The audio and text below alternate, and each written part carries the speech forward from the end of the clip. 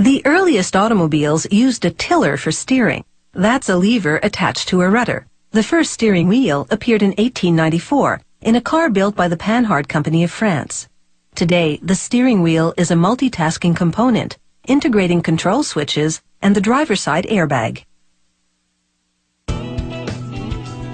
A car steering wheel looks simple enough. A stylish ring with a horn in the middle and switches to operate the cruise control and other functions.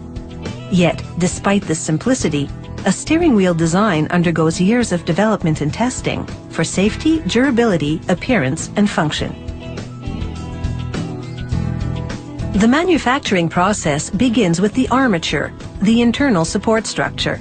It's made of either aluminum or magnesium, strong yet lightweight metals. The factory's die casting system injects the hot molten metal into an armature-shaped mold. Once the metal solidifies, the machine ejects the casting from the mold. The metal is still hot, so a robot arm moves the cast armature to a cooling area where cold air blows on it. They remove the excess metal left over from the casting process in one strike with a trimming die. And with that, the armature is finished and the steering wheel assembly can begin. First, a robot installs 4 rivets, the contact points for the horn system. When you press to honk the horn, the rivets complete an electrical circuit enabling the horn to sound. Next, a computer-guided engraver marks a lot number for quality control tracking.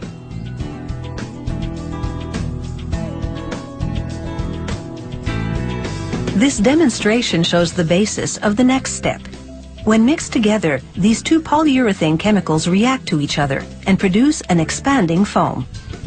By guiding this expansion within the confines of a mold, one can make this dense foam assume a specific shape, such as that of a steering wheel. The process is called reaction injection molding. They coat the mold cavity with a release agent to prevent sticking. Place the armature inside, then inject the polyurethane chemicals. The chemicals react, and the foam instantly expands within the mold cavity, encasing the armature. Prior to injection, they also sprayed the mold cavity with protective paint. It tints the foam the required color, in this case, black.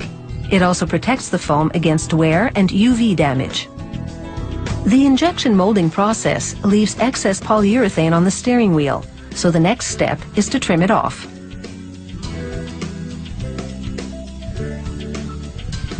With the steering wheel structure complete, it's now time to install the components. These switches control the features operable from the steering wheel. Workers assemble them into housings called finishers. The finishers are molded out of plastic resin, then coated with metallic paint for a high-end look. The switch wiring has already been assembled into a unit called a wire harness. They connect the harness to the switches and install it onto the steering wheel. Then they check that everything functions properly. And if it does, they mark the assembly to show that it passes this stage of quality control. After applying a barcode sticker, they route the wiring through the steering wheel to prepare it for final assembly on the automaker's assembly line. Next, they install spring mechanisms. These support the airbag module, enabling it to move in and out when you sound the horn. Then they attach the horn plate, to which the car maker will later attach the driver's side airbag module. They take the ground wire in the wire harness and position it,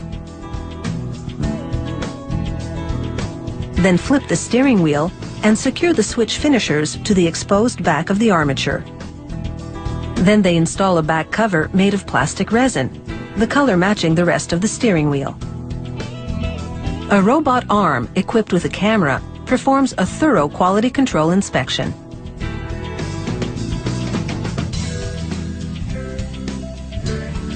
While the basics are the same, features vary from model to model.